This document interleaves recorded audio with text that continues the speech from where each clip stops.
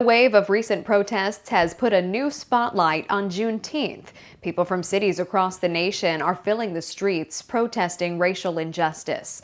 Our Jaclyn Coleman was there to get reaction from protesters marching from Hattiesburg to Petal tonight. Juneteenth in the Pine Belt for years has been a day of reflection, rallies, and celebration. But with the nation under a racial microscope following the death of George Floyd, the holiday is getting a closer look from people across the country. I feel like it's really important for us to celebrate the wins and to keep up the positive morale and to remember why we're doing this, which is like the cause that is life, that is celebrating our freedoms.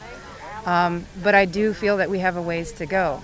But I feel very encouraged. I feel very positively encouraged about the situation. Take your knee off my neck! Take your knee off my neck! A march from Chain Park in Hattiesburg to Petal City Hall today drew in a crowd advocating for change. Take it down! Take it down! Take it down! Take it down! Juneteenth, celebrated on June 19th, commemorates the emancipation of former slaves since 1866. Juneteenth is not just a celebration because at that time, a lot of our ancestors still weren't free. They don't tell that story about it, that they still weren't free at that time. Most of our ancestors weren't free until after the Civil War was over. The march is to bridge the gap between Hattiesburg and Petal to promote unity and fighting against racism.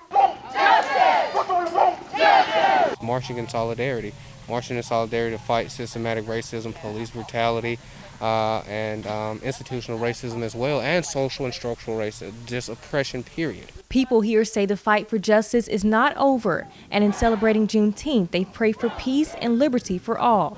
In Petal, I'm Jaclyn Coleman.